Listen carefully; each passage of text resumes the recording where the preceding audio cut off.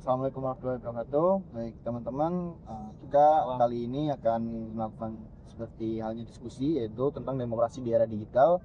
Kita tahu bahwasanya demokrasi di era digital saat ini berkembang begitu pesat dan demokrasi juga pasti menghadapi berbagai tantangan dan juga peluang. Untuk tantangannya itu apa sih dari demokrasi digital itu?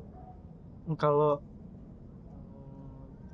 dari gua pribadi nih ya, eh, yang pertama ya dari UU ITE sih. Jadi kita ada beberapa ITE ya, bahwa kita warga Indonesia ini tertahan gitu untuk mengemukakan pendapat yang akan kita kemukakan gitu. Jadi kita nggak bebas dalam menyampaikan demokrasi ya. Kalau dari lu gimana? Bener nggak? Benar, menurut lu benar. Bener kan? Ya pasti kita kayak ada Kayak isi batasan hati gitu. apa yang kita pengen keluarin nggak ada kan. Iya, Ketahan jadi gitu. ketahan. Nah, nama hukum. Dan lu tahu nggak sih kayak sekarang tuh kayak kita mention ya sistem pemerintahan dikit kan.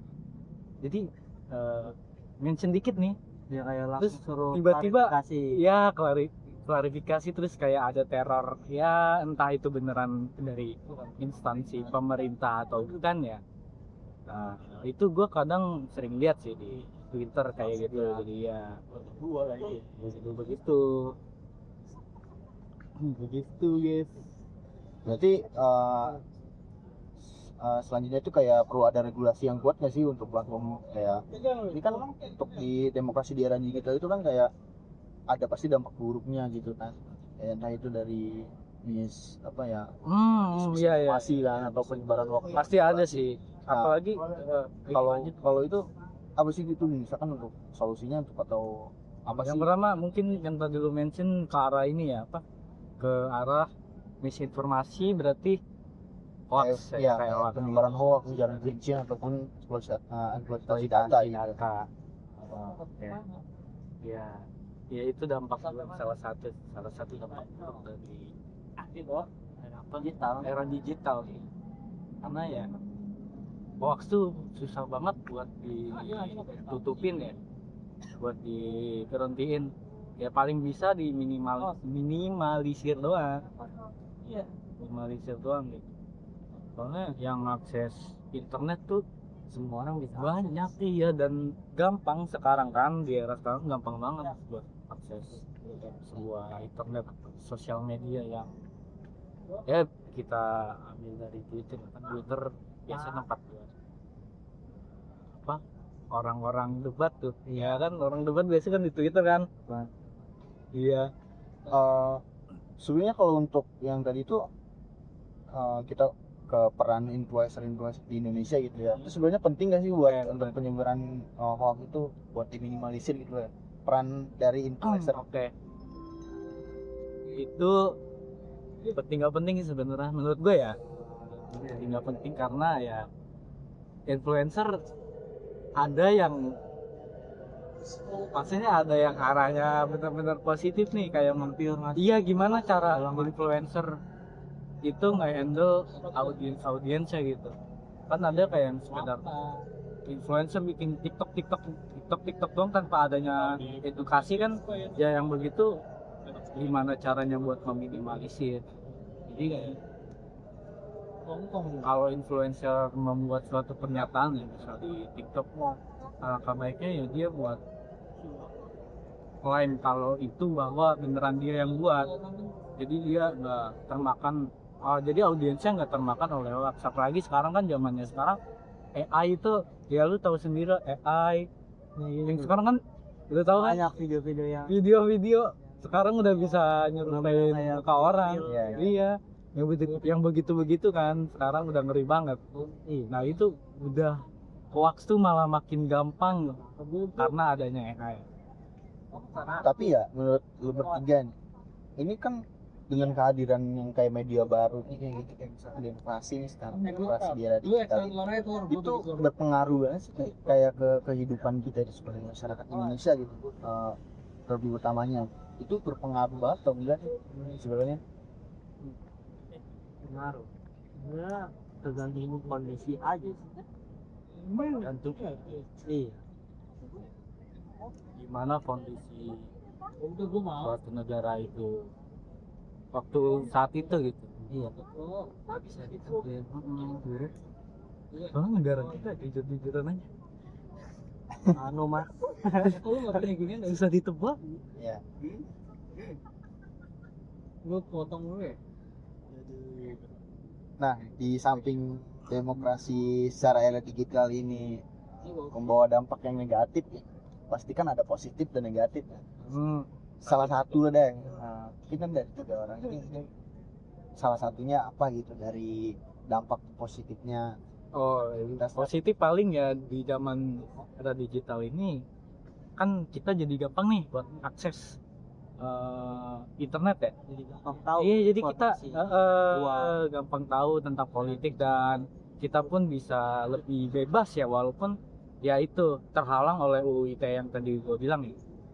Jadi di situ ya emang ada penghalang lah dalam suatu ya begitu. instansi. Makanya kita sebagai warga negara ya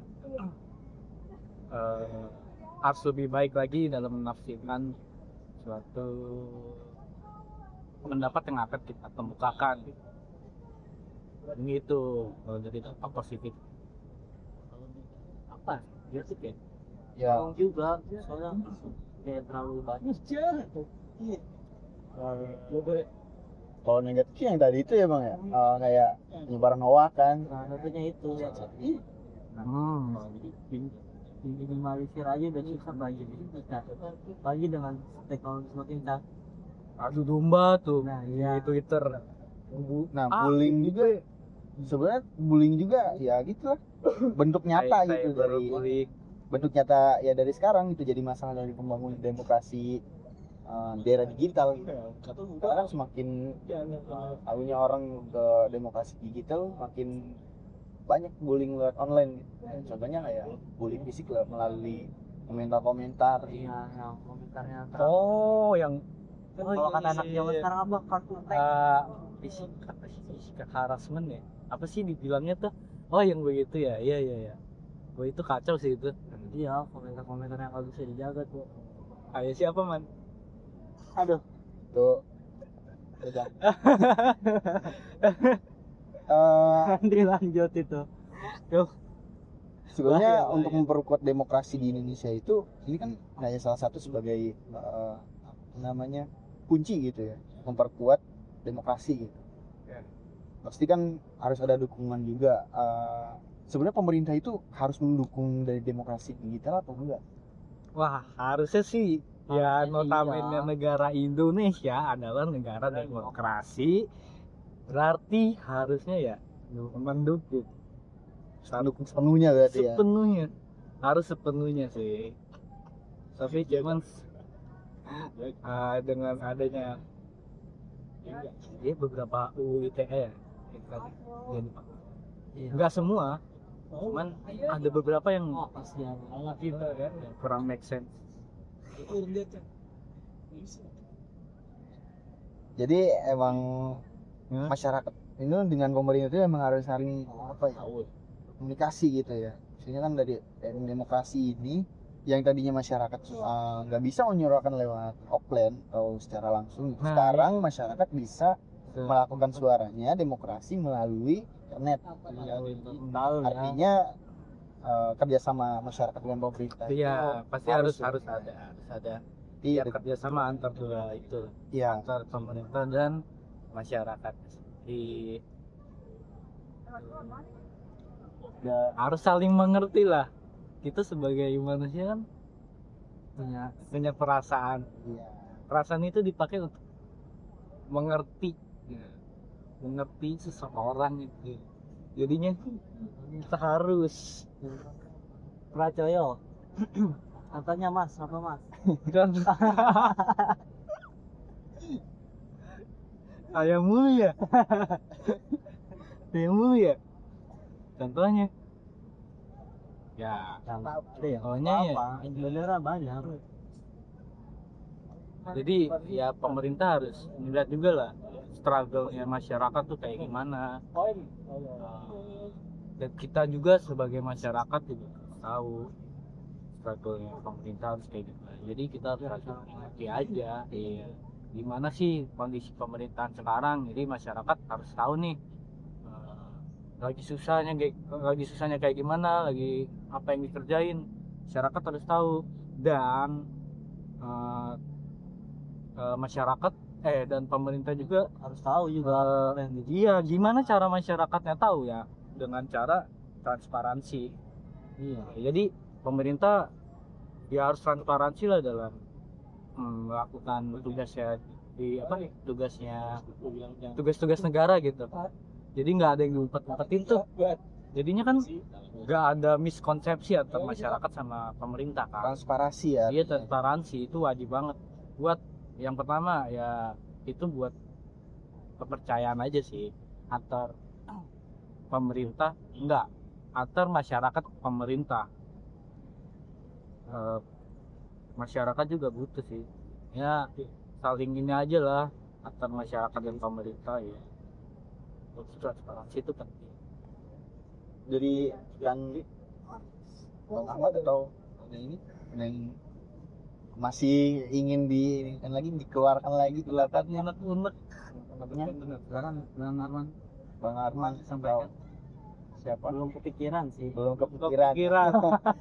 aman, kita pikirin lagi habis Lagi. spek podcast ini. Bang Ahmad sudah atau mau ada yang dikeluarkan tentang demokrasi digital di era digital ini? Oke, baik. Kalau menurut saya gitu ya, demokrasi di era digital ini kan sesuai judul yang kita diskusikan sekarang gitu ya. Demokrasi di era digital, siapa peduli gitu kan? Iya, sebenarnya ini tuh siapa peduli gitu ya. Ya kita sebagai pertama sebagai mahasiswa, Ya. sebagai masyarakat, gitu kan? Iya, siapa lagi yang mau peduli selain kita gitu kan? Itu dimulai dari kita, mas sebagai generasi muda kan untuk menanggapi di apa namanya di era digital ini seperti penyebaran hoax, buzzer atau yang lainnya gitu kan, atau pokoknya hal-hal yang apa namanya negatif di era digital ini lah gitu, seperti itu. Ya bener sih, emang dari kalau bukan kita lagi ya siapa lagi gitu. Karena kita kan sebagai warga masyarakat Indonesia, kalau lagi kita sebagai mahasiswa yang tahu gitu penggunaan internet yang baik dan benar itu seperti apa. Gue mau nambahin tadi kalau siapa yang peduli ya, yang peduli seluruh warga Indonesia, nggak cuman masyarakatnya doang, nggak cuman mahasiswa, nggak cuman ya buruh-buruh, Ya. semuanya ikut untuk Keterlibatan. mendukung demokrasi yang ada di Indonesia. Tapi cuman kan saya harus memulai dari yang kecil kan. Iya. Iya. Cuman kan subjektif kan. Objektifnya adalah siapa nih? Siapa ya yang ada di negara Indonesia, berarti semuanya dong. Semuanya. Tapi untuk fundamental pertama sih, kalau menurut saya gitu ya, kita sebagai mahasiswa IT, Iya. kita yang Iya. ngerti itu gitu kan. Ngerti Yang internet kita Kita itu. berarti ngambil inilah data dari paling dekatnya aja. Iya. Hmm. Maksudnya kita sebagai promotor penggerak dah gitu kan. Iya. Karena kita mahasiswa IT nih seperti itu. Kalau sekiranya sudah cukup kita ya, karena sudah baik untuk kesimpulan ya, artinya di demokrasi di era digital ini pasti yang terus berkembang. Demokrasi juga menghadapi tantangan dan juga peluang baru. Kemajuan teknologi juga telah merubah cara kita buat berkomunikasi.